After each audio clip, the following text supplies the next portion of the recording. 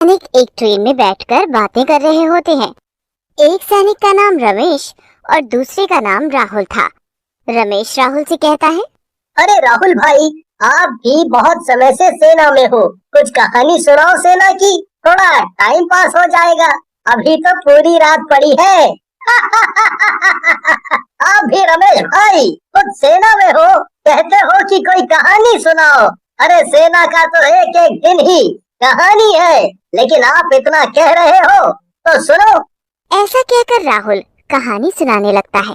रामवीर नाम के एक सैनिक थे। रामवीर बहुत ही देशभक्त और बहादुर थे।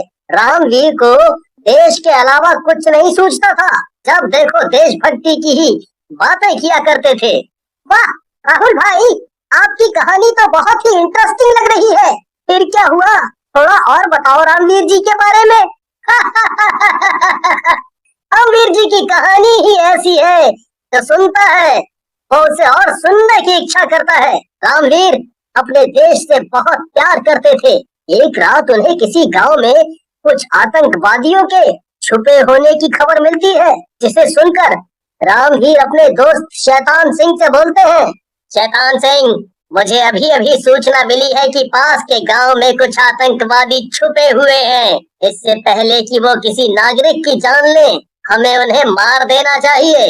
रामवीर की बात सुनकर शैतान सिंह हंसने लगता है और बोलता है, तुम भी कैसी बातें कर रहे हो रामवीर? अरे हम लोगों के होते किसकी इतनी हिम्मत है जो यहाँ आ जाए? मुझे लगता है किसी ने झूठी खबर दी है तुम्हें। देखो, मुझे नहीं पता ये खबर झूठी है या सच्ची, लेकिन मैं वहाँ जरूर जाऊंगा। तुम्हें आना है तो आओ मेरे साथ, नहीं तो मैं अकेला ही चला।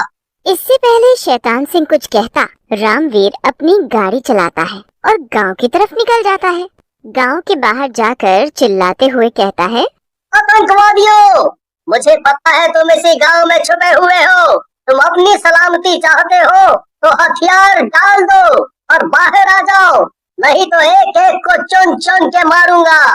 लेकिन रामवीर की आवाज सुनकर आतंकवादी गोलियां चलाने लगते हैं। रामवीर भी बदले में गोलियां चलाते हैं।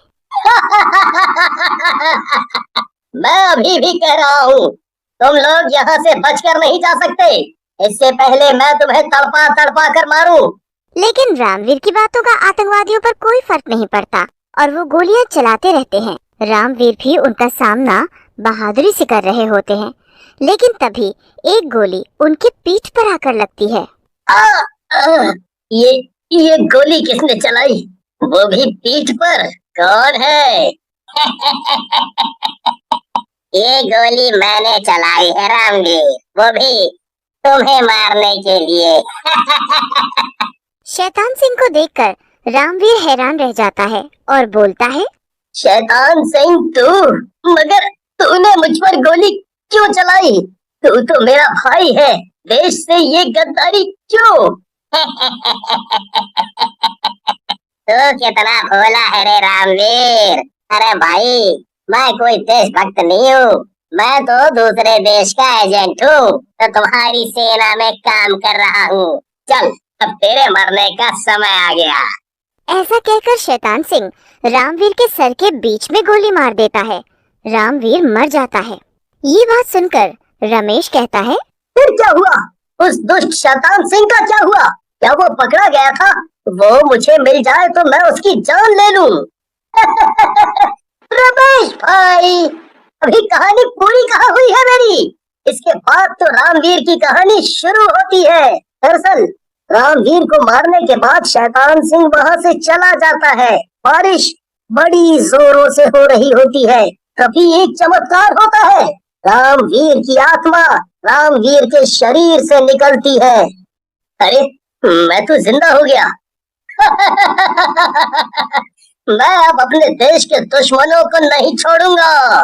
लेकिन तभी उसकी नजर अपने शरीर पर पड़ती है और वो दुखी हो जाता है। लगता है मैं मर गया हूँ और ये मेरी आत्मा है। लेकिन चलो, अच्छा है, कम से कम मैं उस दुष्ट शैतान सिंह से अपनी मौत का बदला ले सकूंगा। ऐसा कहकर रामवीर की आत्मा शैतान सिंह को मारने के लिए निकल जाती है।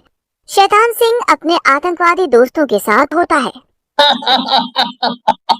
बड़ा आया था देश भक्त बनने, मार डाला हमने उसे। इसके जैसे और जितने भी हैं उन्हें चुन चुन कर मरना है, फिर तो ये देश अपना है, अपना।